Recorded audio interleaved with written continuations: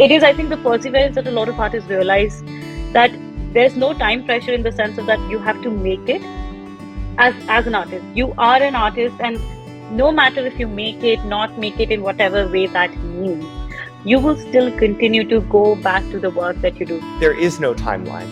Art is something that continues to kind of evolve and build, and you do see these very prolific careers where artists are making work from their early 20s, sometimes teenage years, all the way until they pass. The first thing is the artist has to believe in themselves, and they have to be their own business, their own company. Then the gallery can believe in the artist. You really have to do your part to make sure that you are bringing out the best in the artist and allowing them to kind of be in position to thrive and be in position to kind of push themselves to explore new territories, to take risks.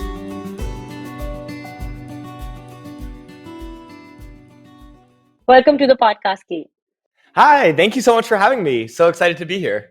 Thank you so much. I'm more than happy we finally made it after quite a few movements. I know. I'm terrible with time zones and everything.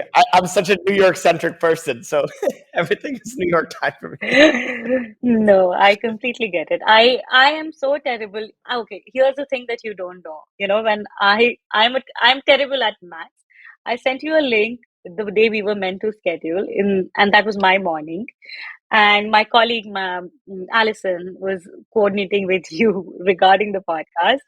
And so I could see the podcast, I could see the booking, and it was AM. It was PM. I kept on reading it as AM, and I scheduled my entire day around it. I sat here, and I was at the gallery at that point, and I'm ready, and I'm all set. And my colleague Prabeshi messaged me, "What are you doing?" And I'm like, "I'm just going to go record." And she's like, "It's not 10 a.m., it's 10 p.m." I'm like, "Oh my God, No, and it's I not also you." read it. But wait, then Okay, where yes. are you based? So I live between Delhi and Agra. I So have a that's where you studio are here. now. So yeah, I'm right now it's a 3 hours gap. So I travel too frequent. So like in the morning I came here. I'm in Agra right now, and I'm going to go back to gallery because we're working on the studio in gallery right now. So I'm going to go back tomorrow. Amazing. So I'm born and brought up here. My parents' house, my father's house. My mom passed away in COVID, and so I keep coming and staying here a bit here and there, both of the places. You tell me. This episode is about you. Let's start with you. Okay, let's start from the beginning. First, the most difficult question. Introduce yourself. Hi, I'm Keith Smith, owner and founder of Keith Smith Gallery. I was born and raised in New York City. Have a lot of hometown pride for my city. I grew up around the arts, which I think was actually, I feel incredibly grateful for, because growing up around the arts, art was always a possibility. So I think that that's actually incredibly uncommon for most folks. So most of the friends that I have, and even a lot of the artists that I represent, they didn't, have parents that were in the arts, artists, any of this type of thing like this. So even when they chose to go down that profession, there was a lot of the time, a lot of pushback from family, a lot of people saying this is not a viable career path, a lot of people saying, you need to get a real job, or, this type of stuff like this. I feel very grateful that my grandparents, Tadaki Kuwayama and Rakuko Naito, they moved from Japan in the 1950s to pursue their careers as artists. So at the time, the art scene in Japan was very traditional, and they had gone to the best art school in Japan, but still a very traditional kind of like education in that sense. And their art was very modern, was very contemporary at the time, was very, very different from what was going on. So they moved to New York, where a lot of that stuff was happening. And then immediately fell into big scenes there and stuff like this. And then raised my aunt and my mother in New York. My mother's an artist. We can get into Your this story brother's late. also an artist, My yes? brother's also an You have artist.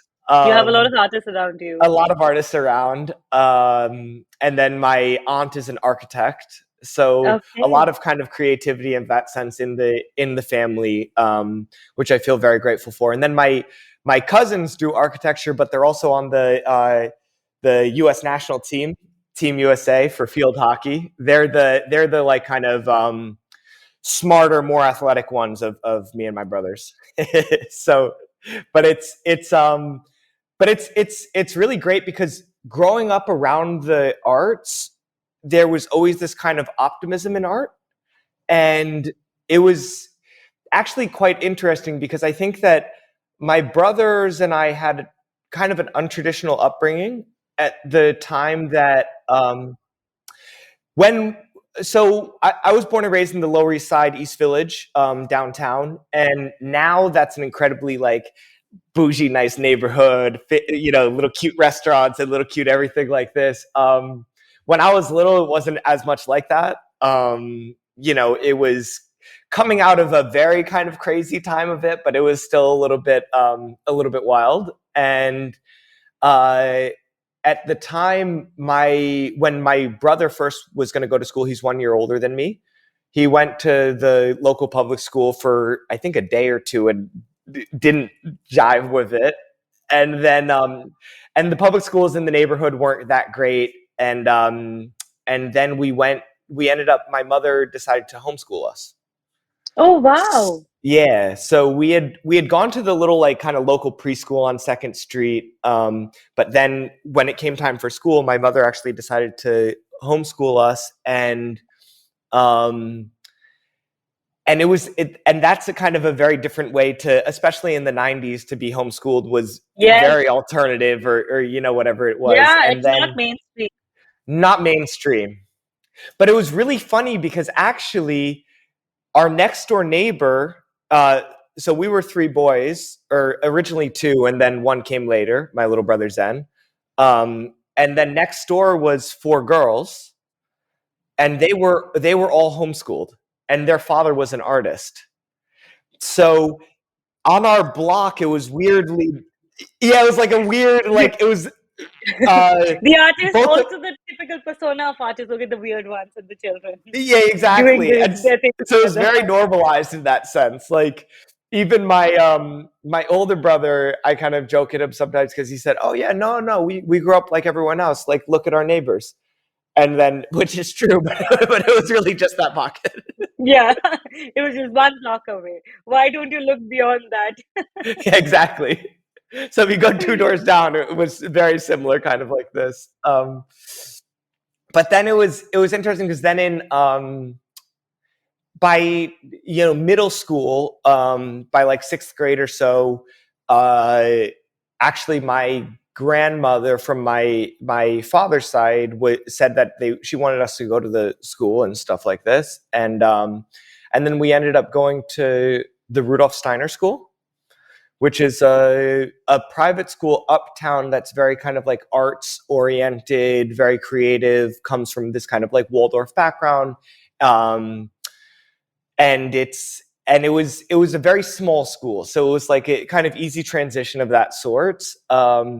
And then I'll be honest, I was never very good at school. uh, so you know I eventually got expelled from the school. I got kicked out of that Really? school. Yeah, yeah. And what made them do that? What did you do? I will say they just didn't really like me. They didn't like me. I was very like making a little bit of trouble, making the jokes, like I don't know, like a little bit not a great student, only paying attention in the classes that I liked, this kind of stuff like this. So I was probably a terrible student to be a teacher for, but eventually in I think about halfway through 11th grade in high school, they asked me to leave the school, and it was the middle of the winter. And it was actually kind of interesting because at that point, my parents said, you can either go back to school or go get a job. And I didn't want to go back to school. So I actually ended up going and walked around the neighborhood and walked into a gallery, the storefront for art and architecture, and asked if I could work there, which was kind of funny because in my world at that time, the kind of three careers that I could imagine were artist, gallerist, art dealer, or architect. And I ended up for the middle one because I thought that that was the most kind of like business involved and stuff like this. And Did you never consider being an artist? no, the closest I came to ever like being an artist or something was after working at the gallery and actually working at an architecture firm after that. I did talk my way into college. I never got the kind of GED or graduated high school or anything like this, but there was an art school that came to New York to go show off their school, and they had the line of the kids to go present the portfolios and stuff like this. And I thought, well, if there's any school I can talk my way into, it's probably the art school. So I went and they were the two lines, and I saw the two people, and I thought, there's the one kind of older guy and this one woman, and I was like, if I am in this one line, I'm going to get into this school. And I went to the line. I said, hey, da, da, da, da, da, I've been working at this gallery, da, da, da. And she said, I know that you don't have the high school diploma or the GED, but let me write you a note right now. If you send this in with your application, you'll be in the school. Um, and and I did. I went. They gave me a half ride scholarship, and I ended up going to the school for a year, and it was an art school. I did some art classes, but also did art history, interior design, some other things, kind of thinking more about space. And I actually remember at school very early on, after the first semester, they're asking you to make all this kind of like objects and stuff like this. And I just thought, this is all junk. Everything I'm making is just junk. And like, it's creating storage problems. It's like a waste of time. It's a waste of thing. So then after that, the next semester and stuff like this, I said, everything I make is going to be functional so I can actually use it. So like and then I think all the kids there hated it in the critiques. They, why are you making a table for the sculpture final? I'm making a table because I want a fucking table. Like, you know what I mean? Like and so I eventually left that school. I actually left that school because I did a calculation of how much I was paying per hour. And I was like, No, and even at a half ride scholarship, I was like, this is a poor allocation of resources. So like, I actually do think about that a lot. Like, if you're not looking to be in a career or profession where you're going to be showing someone a resume or something of that nature, I don't really see it as a great use of time or resources to kind of go to school. I think school is a wonderful thing and education is very important. But I am a strong believer in education being something that is more of a mindset. You can constantly be learning. absolutely. Yeah. In today's time, I think, like in my own career, like I said, so I always wanted to go in literature and I couldn't get through it. So I was randomly going through, like, there's this college here in India, which is Delhi University, and I was like, walking past the door. I'm like, okay, if I'm not getting, I wanted to make a reattempt and I wanted to get literature and I couldn't. So at that point I thought, okay, let's just, the next door was history. And I was like, okay, it was just me and my sister. And we like, let's just take one and we'll come back and switch. By the time we did come back, I couldn't switch. So ended up studying history, and I felt terrible. Then I did fashion. And after that, I think fashion was my last education. And ever since then, I've worked in branding, design. There's so much that I know today, but all of that has always been that I've taught myself, and not only taught myself, I needed to learn because when I started working, in order to run a business, I needed to know, let's say, development or a web development or a business or sales or marketing. I was never taught marketing. Um, but that's in a time like today, like we didn't know AI, but we're all teaching ourselves. We are not going back to school to go learn about AI. So there's definitely that. I truly agree with that. Yeah. And it does. You have to constantly be of the mindset to be able to be open to learning and continuing to bring in knowledge and kind of on the go. I'm a big believer in kind of like the almost like sink or swim type of situation. All the time I'm putting myself in situations where it's kind of like, hey, look, I don't know how to do this. I'm going to have to But figure I'll this figure it out. out. Yes. Exactly. And I think that that's incredibly important But that's as also very a, entrepreneurial. yeah, but I think it's also, it is entrepreneurial, but it's also a very important kind of like mindset to have as an artist too, because as an artist, you are a business owner. You are the owner of But your own that's business. but that is, that's what's strange is that not a lot of people still. I think there's a percentage who understands that fact today, but understanding but also executing, there's a very few percentage of artists, even at today's time. I think out of 100 of a pie chart, I think even not, let's say 20-30% only understands this. Out of them, it's a very small percentage who really executes it also like that. And I'm not saying it's easy. I understand that it's completely difficult. I know that myself. It is. It is very difficult, and I mean that's even something that I say as a gallerist. I say that the first thing is the artist has to believe in themselves, and they have to be their own business, their own company. Then the gallery can believe in the artist. Then if the gallery and the artist both believe, then the client can believe. But if you don't have the other two, it makes it very difficult to kind of organically build a market and build a market with a really strong foundation. So I do think there is a lot of kind of like, self-confidence of sorts like this that an artist does need, but it's also something that can be kind of trained a little bit too with an artist, bringing that out. I think a lot of the time as a gallerist, I think of myself almost like a GM or a coach of a sports team or something like this.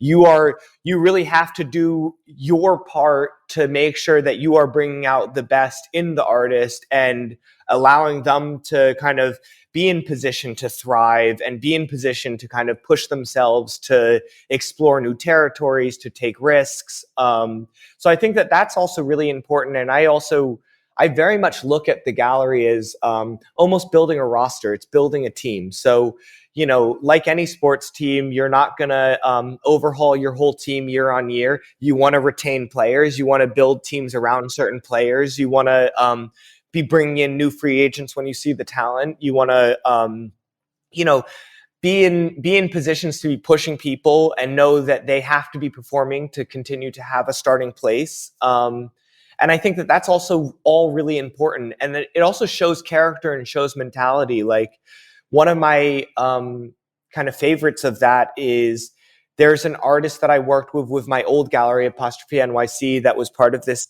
group, Base 12, and he's a very close friend of mine. And when I first opened my gallery in Harlem, I think the assumption was because we're basically, we're best friends, like that he was immediately going to have a show. And I said, hey, Charlie, I haven't put you in this year's schedule. And at first he was very kind of uh, taken aback, a little bit upset about it. But I said, hey, Charlie, and this is the artist Charlie Hudson, who's does incredible for himself now. And I said, I didn't put you in the schedule because I know that you are great and you have the potential to be really a real star. So I think, yeah. So I said, I want you to take this year to go get some other solo shows, do some other things, get some big projects, and make me regret my decision for not putting you in this year. And he did all of the above. So he kind of metaphorically, it was kind of like putting him on the bench for a year, but then staying very much in dialogue with him. I kept on visiting the studio. We kept our, obviously still very good friends and stuff like this.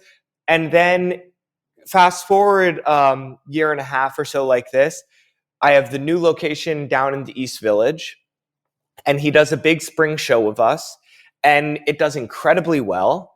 We sell to a lot of our biggest clients. It's everyone loves the show. It gets written up in some different things. Like it's like that's that's amazing. That to me is such a big success story of sorts. And then of course, right after that, we spoke about how can we even further tune things in, and what can we do to, keep on building. And he wanted a little bit more time, so then we scheduled a new exhibition for 1.5, almost 2 years from then, like this, like almost 2 years from then, like this.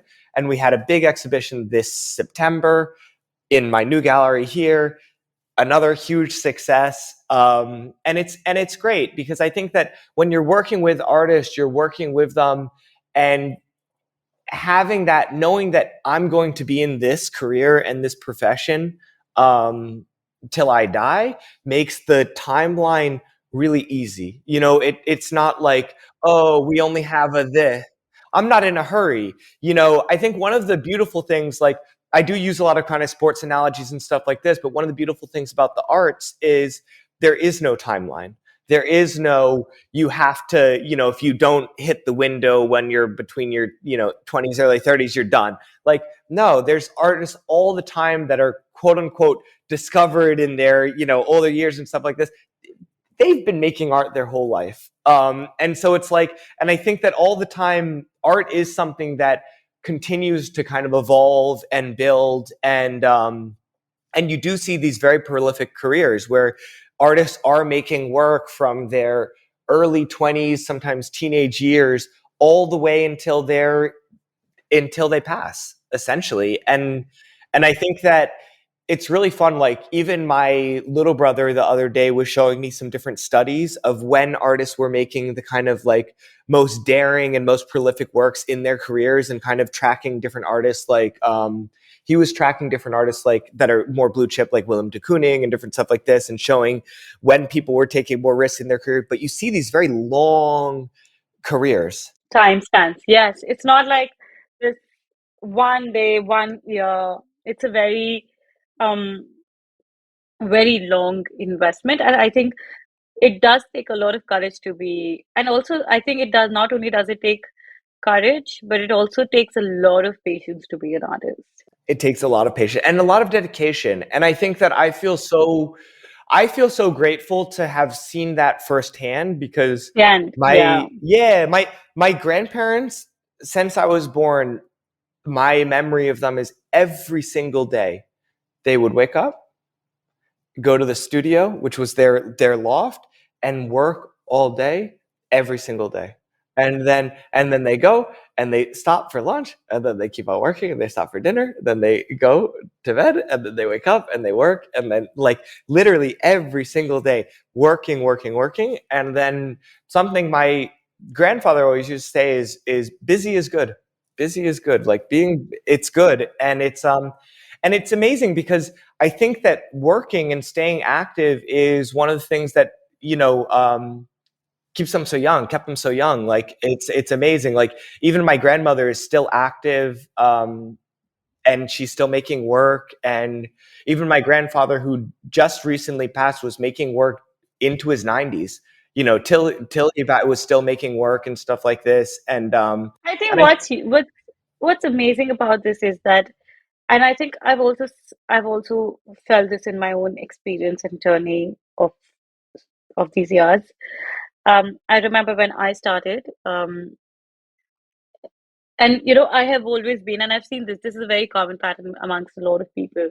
A lot of artists have been just been creative. Like, I'd always been creative, but being born and brought up in India, I had never seen an artist in my real life. I never even knew that that could be a profession, that could be something that I could do for a living. And I always knew, okay, this was something that I like.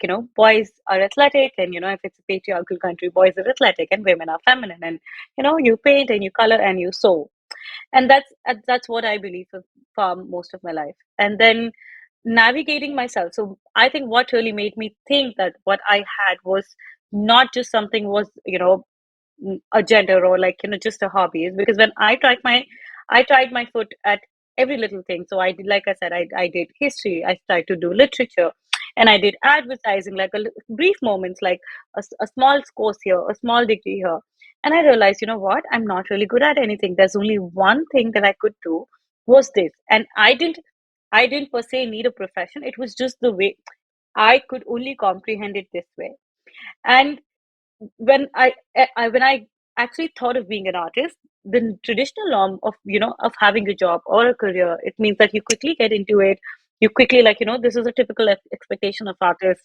Like, they think like, specifically in the age of social media today, we think that everything happens over the night. There's constantly like people want to quit their jobs and then get the gallery shows and then get the solo shows and do everything. And when I went into it, I realized that, what?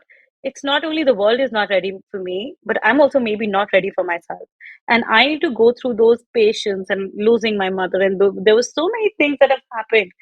And it's given me this really check that I no longer make art today because I need, you know, it is, I think, the perseverance that a lot of artists realize that there's no time pressure in the sense of that you have to make it as an artist. You are an artist, and no matter if you make it, not make it in whatever way that means, you will still continue to go back to the work that you do. Sometimes, like in a phase of life I am, whatever, if that means being in the kitchen, being in the studio, being in the room, having three studios, whatever you do to, it's like, if you have to breathe, you have to make. There's no separation.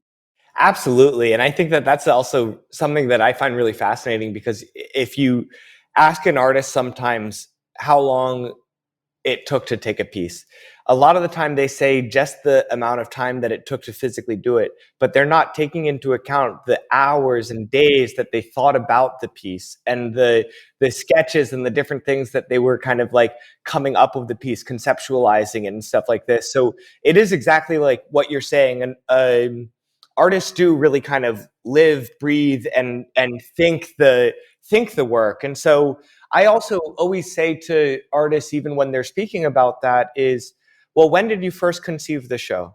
And almost always they say, oh, well, a couple years ago. Okay. So when someone asks how long it took to make this piece, you can say a couple years, and this is a genuine answer. This is the correct answer, because the correct answer is, how long has it been that you were thinking about this piece? Not just how long did it take to apply the one motion.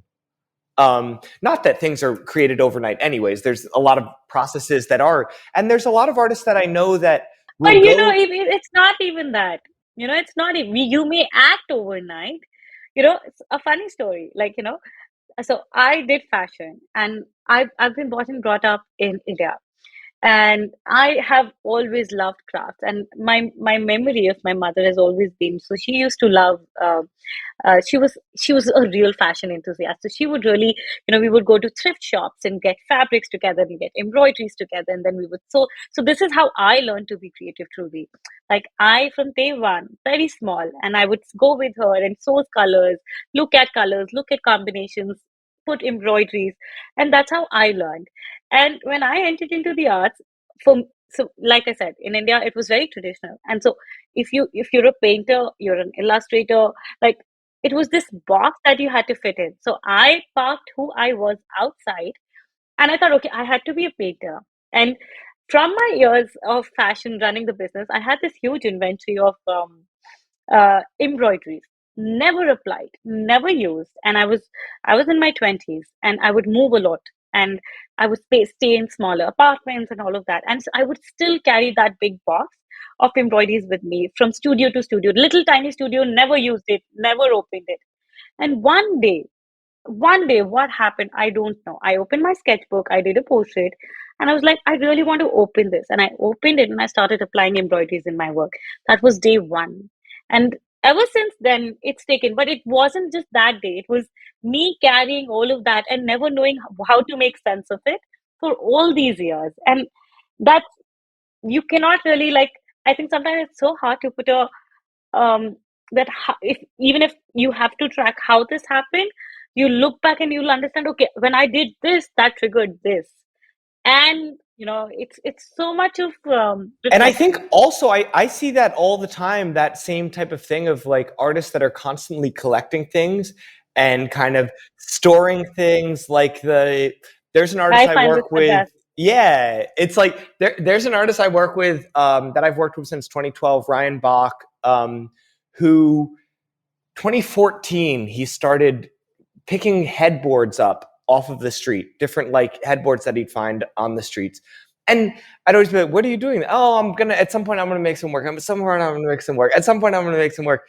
And then finally, in 2018, so after he's collecting these for 4 years, just literally creating a storage nightmare for himself. And then we actually I put him in a residency in Kentucky, Boyd Station, which is an incredible residency in Kentucky. And he goes down there, and there was this big barn with all of these actual antique headboards. And he goes, oh my God, now I know what I was supposed to be doing with these. And he goes and he starts painting all these elaborate paintings on the headboards and stuff like this while he was in the residency. So even the collecting of the pieces over those years, he ended up throwing most of those out because the ones that he was finding in New York were the 80s knockoffs of the original antiques. Then when he came to the Kentucky, he found the original, turn of the century kind of ones like this that were getting does this whole body of work. We have an incredible exhibition in our location in Harlem, and and so I think that is something that artists are always doing, kind of collecting almost aimlessly, but there is intention behind it. So it's Yeah. like, It's also even if, knowing yourself every day a little bit more. yeah, exactly. It's just kind of like keeping it in the back of the mind, like, hey, at some point, it's going to click what is going to make sense of everything. But I know Yeah. that this is important. I know that I need to But have this. and and I think it's also such an amazing journey of self-reflection. I remember when I started, just I think when artists claim they want to be an artist or they are an artist, there's this innate pressure that we put on ourselves that we need to fit into a traditional or whatever expectation of the society that we're living into. And then it takes years of unlearning, and then you try to find yourself and go back. I think in my own experience, all these years, I when I started just the thought of being an artist, I would always say I would never typically paint, India, or just because that's what India. And I would pull myself apart so much. And ever since I lost my mom, that was my trigger. And I figured, like, I would paint so much about women, home, and all of that. But the moment I lost my mom, I figured for me, my home is where I've been born and brought up, how I've been born and brought up, and all of that is India. And like every day now, I'm always thinking about who I was, who I am today, how I grew up. And like it takes so much of self reflection. Like you're always constantly unlearning, like layering those things and going back to, I think, where we came from. And I think that's not particularly to artists. I think a lot of creative people have that process. Yeah. I mean, even something that I see a little bit of similarity of that in even in our story is that the gallery that I have right now, I saw it and it was the old fish market. So it was in terrible condition. Nobody wanted to rent it. It was empty for years. But I saw it and immediately felt connected because I was actually born across the street. So it's this kind Yes. of And you like can this, place it. yeah, you feel like this is home. Like I worked for before this space, I worked for 10 years to make it back to my neighborhood. Because for me, this is my neighborhood. This is my home, and this is where I wanted to always have the gallery. So it's like we opened Apostrophe originally in Brooklyn because that's where what was affordable to us. And then even after that, we popped up for years in different pop-up locations. Then we were out in Jersey City at Mana Contemporary.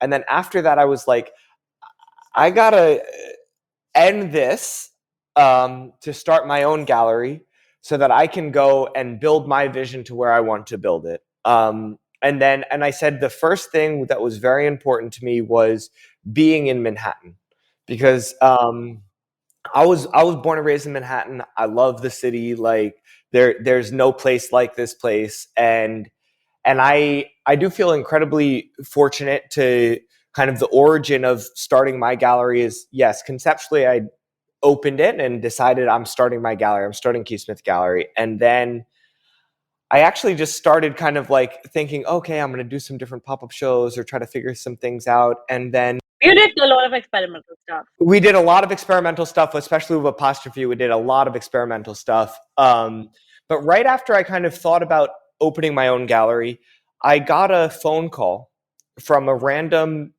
number, and I always pick up, hi, this is Key, how you doing? Like, blah, blah, blah. And it was this woman, Lisa, and she said, hey, my family and I are moving to New York in a couple of months, and we've read a little bit about different exhibitions that you've done with Apostrophe and stuff like this, and I would love to meet you. And I said, I'd love to meet. Great, let's meet. And so we ended up meeting a couple months later. And when we met, we hit it off right away. She loved the artist that we were working with. I loved her energy, and she said, I explained that I didn't have a physical space and that I'm, kind of working right now to put ourselves in lane to do that. And she said, well, I just rented a big loft in Manhattan, and I'd love to have you exhibit some of your artists here for kind of one night pop-ups, and I can invite some friends, and then we can kind of show off these artists. And we did the first one, and it was really cool. I met a ton of really awesome people, and was kind of opened up to a new community that I was really excited to kind of be around.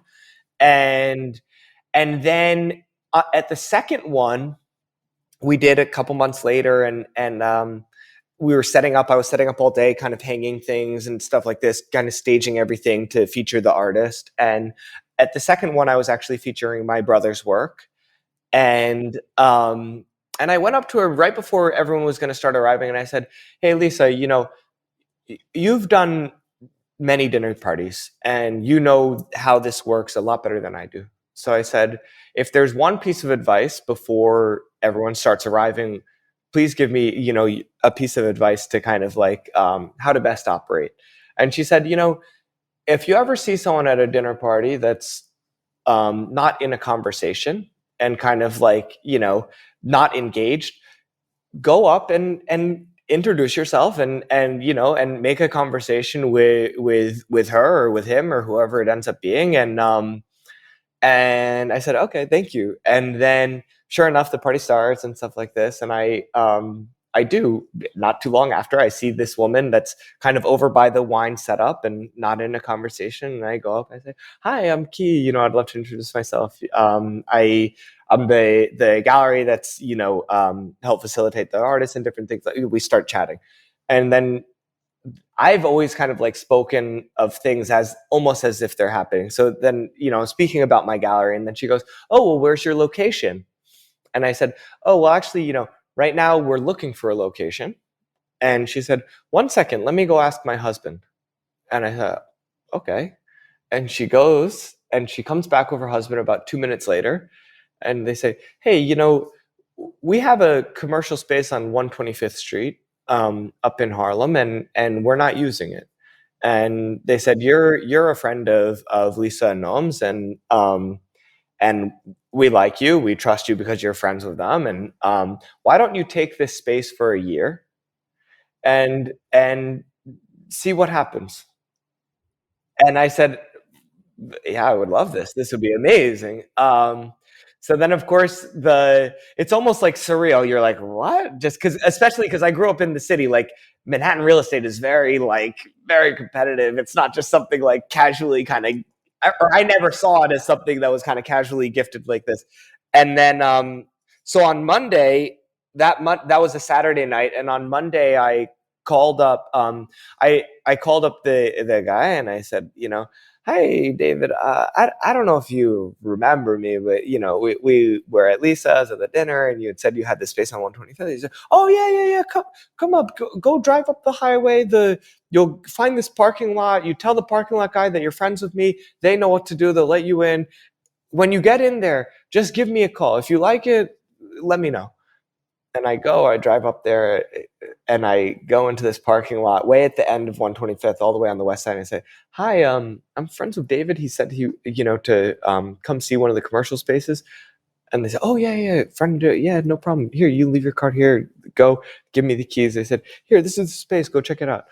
And I give David a call. I said, and it was kind of like a half 80% built out restaurant that never kind of like thing. So it was all still empty. Yeah, kind of like it looked like it started the renovation, never really finished, something like, whatever. But it was basically just empty. Perfect.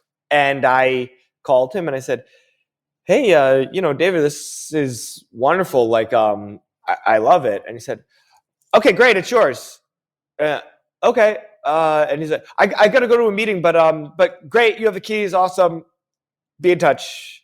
And I was like, okay. And he goes, and I'm like, so I guess I have the keys. And then I sat for a day thinking and I was like, you know what? That's how it is. I go and then I built out the whole space. I put in a kind of clip-in wood floor, put all the walls on wheels at the thing so that I did the build out in a way that I could completely leave it exactly how I found it at the end of the year, so that I wasn't kind of like doing anything intrusive to their space. And I did, built it all out, opened the gallery, and having that year of being able to Not making operate, rent. Yeah. not having to be in a financial position to kind of like be Yeah. constantly thinking about, the pressure of rent, and really just, being in a fortunate position where all I had to think about was some utilities and stuff like this. So it's like, to And have as that. is, like, it takes 5 years for any other business. Like, it's just a simple maths. For you to cover 3 years and then your 5 year, and that is exactly after 5 years is where you can really know the sense and the pulse of your business. But before that, we're all figuring things out, experimenting, and like it's it could be. I wish this happens to more and more. I'm so glad that one person's kindness could change so many people's life, because it's like a circle that happens for everyone, and I'm sure it must have made huge difference.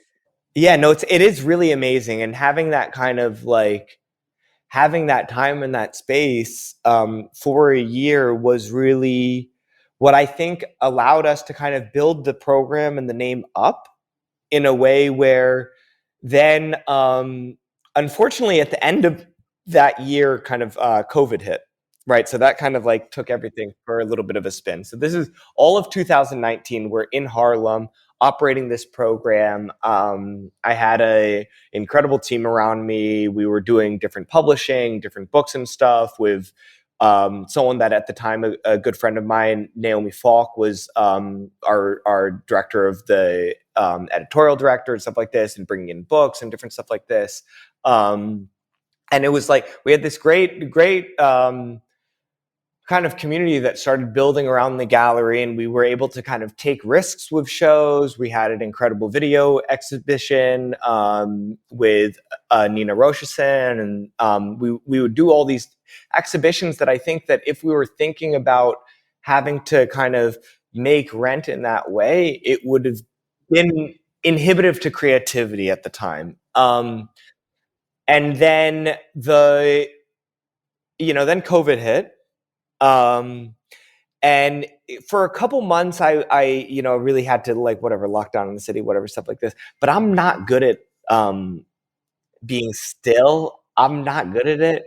Like, and immediately, like, okay, the first thing that hit was like, okay, the first thing that happened was one of the big exhibitions, which was a group show of the base 12 artists from Apostrophe. I brought everyone back together to do this big kind of retrospective show, showing all the different things. And this was supposed to open the weekend that COVID hit New York. So I felt terrible that none of these pieces got to actually get shown and stuff like this. So immediately, even in the next couple weeks, I ended up making a deal with some friends that were spearheading a lot of the Christie's corporate responsibility program and stuff like this. And we ended up putting all these works on an auction with them, and being able to sell the exhibition in that way. And then I think we gave a little percentage back to COVID relief and all this type of stuff like this. But it was great because immediately we were able to kind of like pivot, take a crazy situation, go still make good to the artists and stuff like this. And then I didn't want to lose momentum, didn't want to lose steam and stuff. We had so much good momentum. And I thought that, you know what, our year up in Harlem was coming to a close anyways, or had kind of technically come to a close anyways. And it was time for us to kind of like step out on our own 2 feet and make things happen. And so of course, I turned to Craigslist to look at real estate, and I found a commercial storefront in the East Village. And it was a very small space, maybe 200, 300 square feet, tiny, tiny, tiny. And I remember that first summer of COVID, I went there and I went to the woman that was renting, and I said, "Hey, look, you know, I'm from the neighborhood, blah, blah, blah." She wanted to look at the business's finances or the credit and all this different things like this. I said, "Hey, look, at the end of the day, I can pay cash. I'll pay you 6 months up front in cash. Like, let's go. Let's make a deal. Let me go and like do this space. You don't have anyone, getting, no one's trying to get this space, like." And so we made a deal. We made a deal. And I got my first storefront in downtown, and it was a little storefront, and I thought it was actually kind of perfect for the COVID time because you really couldn't fit much more than a couple people in there at the same time anyways. So it felt very like people felt very safe kind of coming in because it wasn't a big kind of like space that they do a lot of different people were in. So they could kind of come in, appointment, go and see the works and kind of, and then, of course, I'm always of the mindset of you need to be expanding. So 1 year later, or even a little less than a year later, through a friend of mine, actually, when we had Charlie's show in the spring, a mutual friend of ours said, "Oh, we have this office on 3rd Street, a few blocks away, that we're looking to get rid of, and would you ever be interested in taking it?" So I actually, obviously wasn't in a position to get another storefront at the time, but I called up a friend of mine, Jackie, who actually recently got married. Congratulations, Jackie. Like, okay, I'll call her Jackie Drop now. So then she has a company, Arts Club, which does really cool, like they're incredible. They do art education and kind of art classes. So they'll basically take different artists and teach people about that artist, and then do works kind of inspired by that artist. And so they run workshops. Now they have a space in DC as well. But I said, "Jackie, would you ever consider partnering together on a space, and you'll have space to do the workshops and I'll have space to show the work, and we can kind of like work out a collaboration like this." And she was super into the idea. We've been friends for a long time, and then so we built out this space together, and we ended up having it where my little space on 4th Street was our primary location, and then we had a larger private location that I shared with Jackie. So for a year, we operated 2 locations in the East Village. And basically, at the end of that year, I was like, we got to expand again. And I will say that there's a kind of a problem here. The one thing is that what I didn't like is that our bigger location, our location that was kind of better in that sense and larger, and I could show more ambitious works, was the location that I was sharing with her.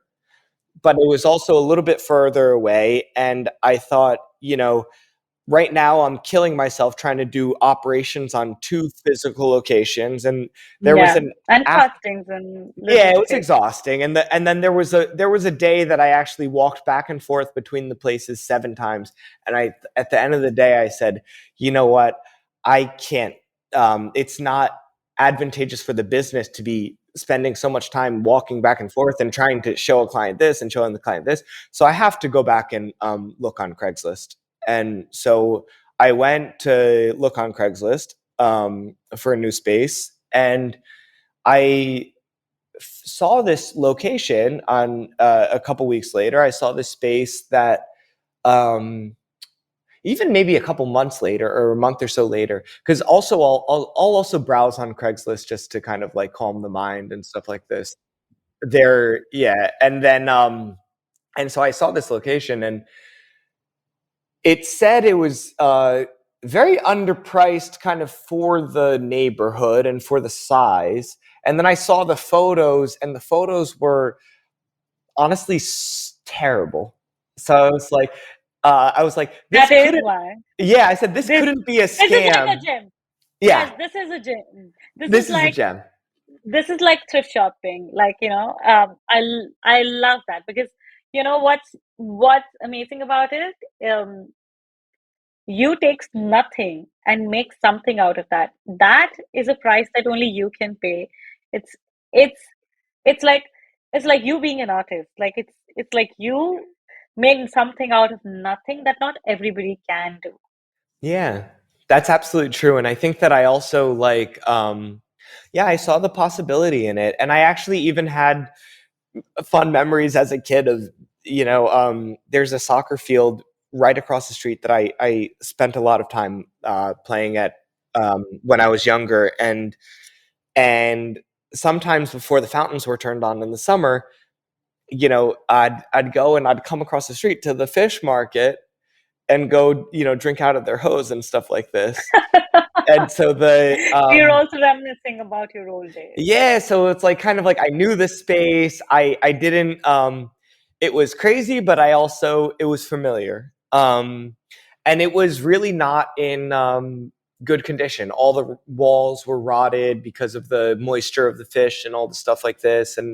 Um the kind of place was very kind of not ready to move in of sorts. Now, And if whenever and I do visit you, I'm going to visualize this right when I I'll step show in. you a photo of how it was. You would never imagine what I rented. And we to put into context, I because I had a little bit of an architecture background and I had worked in So architecture you could, before. yes. Yeah, I did the first thing you do when you go to a site is you do what's called probing a little bit. So you just make a hole and just see what you're getting into. And I saw, I said, do you mind if I like kind of make a hole in your wall a little bit like this? When I looked at this, no problem. The walls are in terrible condition. So I look behind holes anyways. I could just look into a wall and I said, oh, wow. I said, at the end of the day, this is very interesting to me because past all the rotted drywall and all the rotted everything is just cinder blocks. It's just concrete. And I thought, wow. So if I think about this, it looks crazy, but there's actually this is a concrete box. And I said, okay, I can make this happen then. And I actually made a deal with them. My finances that I showed them were very light. It wasn't really in position to rent. I wasn't in a position to have a big commercial storefront. Um, this is 2,200 square feet in downtown Manhattan. I didn't have the finances to back that. And they looked at it and they said, hey, we love you, but you're just not we can't really we can't do a lease with you. We'd love to, but we really can't. And I said, hey, would you be open to making a deal with me? And they said, what's the deal? And I said, you're going away on vacation for 5 days. So you're going to be here and you're not going to be around for 5 days. You're not going to show the space for 5 days. It's been on the market for a while anyways. And I said, if in the 5 days I'm able to sell $50,000 worth of artworks, would you be comfortable understanding that at that point that yes, you have someone that can go make things happen, that sure, I might not have it now, but I can go and in a timeline, I can make something happen. And they were very, very kind to be open to this idea. And they said, you know what? Sure. I think they half didn't believe I could do it, but they said, you know what? Sure. They had nothing to lose. Yeah, if you can go and do it and you can pull up your bank and show us the statement that all of a sudden you have, from a few thousand all the way up over to over 50, uh, we're It open to only shows signing the potential. lease. Yeah. Yeah. And I said, okay. And so I went and that 5 days, I called every client we had and I said, hey, if you've bought works, this is the time to really like kind of solidify your investment. And, this is a huge moment for all of the artists that we work with and for the gallery in general. And this will really put us on the map in a way that will give us longevity to allow us to really build these markets and make things happen. And I'm not going to be signing a 1-year lease, 2-year lease. I'm signing a 10-year lease. So I'm in. If you're in, I'm in, and then we were incredibly fortunate to be able to call on some of our larger clients, including Lisa, who was a very early patron of ours and stuff like this. And also incredible people that I actually met through Supported you her. along the way. Yeah, that like the clothing designer Nicole Miller, who's an incredible patron of ours as well, and she also bought over $10,000 worth of work at that time, multiple pieces from multiple artists. Her and her husband Kim, and that was between her, Lisa, and then also my grandmother gave me the incredible opportunity to sell one of her pieces. So this was really amazing. So she said, if you can find a client to sell one of the pieces, you can go and take a photo of some of the pieces. And this was a lot of the units that we were selling at the time were a couple thousand. So to sell, units that are $1,000, $2,000, $3,000, that's a lot of paintings and a lot of things to have to sell to make that. So I was able to sell one of her small pieces. That was one of the first sales that we had done that was in the kind of low 5 figures and stuff like this. And it was really great to be, and that was actually the client that ended up putting that one in her collection was Lisa and her husband and her family. And so they ended up buying this piece, and that piece had incredible provenance. That piece had been shown at Christie's before, and it was like it's a wonderful piece, small, beautiful piece that she made, and so between that larger sale, the Nicole's help, and then a bunch of other sales that happened from clients that even some clients that have been around for a while and I'm very close with, but had never bought works before, ended up buying pieces. We placed one of my mother's pieces in the Castelli's collection, which was an honor. And we also found a lot of support from even some of our younger clients, and everyone kind of like, it was this Kind of pitched in and like, really wonderful moment. Yeah, where everyone kind of like pitched in and really saw the momentum and kind of made things happen. And we were able to meet our goal. And the very last one that kind of put us over the finish line was a piece by Charlie Hudson, he had put me in contact with this woman who is the former CEO, but at the time was the CEO of Transit Wireless.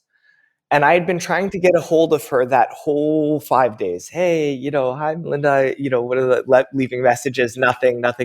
And then the morning that I had to go meet him, the landlord, at 2 p.m. to go show that I had done this, I was still a few $1,000s short. I was still like, probably $5,000-$6,000 short or something like this. And man, we're so close. And I thought to myself the night before, I thought, you know what? I'm going to wake up early, and I know I'm going to go and I'm going to sell a painting before 2 p.m. I'm going to go and I know I'm going to sell a painting before 2 p.m. So I woke up at 5:45 in the morning, and I had a coffee, and I got a text message at 6 a.m. from this woman that said, hi, I know you've been trying to get in touch. Let me know if you have time later, or any time today, for a quick call. And I said, if you have time now is a great time. I said, now is a great time. And she said, actually, I just got into a cab and I can take a call right now if you have a moment. So I call her. I say, hi, da, da, da, da, da. I talk about Charlie's work. I talk about the gallery, and I talk about what we're doing, and I talk about other things like this. And she ends up buying on the phone right there a $7,500 painting. And this puts us over the finish line like this. And she was able to transfer everything quickly to go and make it. And sure enough, I went to the meeting at 2 p.m. and we had everything a little bit more than what we said we were going to do in those 5 days, um, and signed a lease. And we signed a 10-year lease. And then I had a little bit of time, a couple of months to do the build out. And the build out was, I used to work at architecture, so I had seen the space and I said, a You knew professional what you needed team. to do. Yeah, but I said a professional team with everything, with a couple of guys, this would be a 6-month project. And I said, I need to do it in under 3 months. And I only have me. And I can ask for a little bit of help from some of the artists that I work with, but I really just have to be there like this. And I thought to myself, you know what? If a professional team is working 8-hour days and they're working 5 days a week, I can work 16-hour days and work 7 days a week.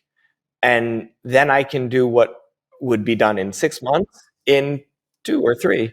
And I did, and I was working just every single day, day Were in, you day out. all by yourself? I did get, especially towards then, I got a lot of help towards then, but basically different artists would come in on certain days to help. So, Amazing. artists And like that's the such likes a of, nice spirit. and it It's was like building your home amazing. together. It was all bringing it home together. There was a day that the artist James Reyes, who's one of the artists that we represented, I've been working with for over 10 years, he saw an Instagram story of me doing something with a crowbar. And he commented, he said, bro, I'm coming. tomorrow I'm coming with the jackhammers and I'm going to help you. And he comes down from the Bronx with the jackhammers, and he shows me how to use everything. We do a day together, and then he leaves some of the tools there. Then there was different days that even my little brother and one of his best friends, Trevor, came by and were helping me a few days. And then, so different friends kind of coming on, sprinkling in on different afternoons from time to time. And then there were some days that it was just me, but every single day is kind of like, But you made it go happen. make things happen. And by the last 2 weeks, I will say about 6 weeks in, and I to put into context, I removed 26,000 pounds of concrete and garbage out of the space. And learned all about scrapping metal, about taking garbage to the dump, and I learned all about this. I So a love lot that of, being about being an entrepreneur. yeah, you go learn very quickly. Okay, you can get a better deal in Jersey. You can go do different things.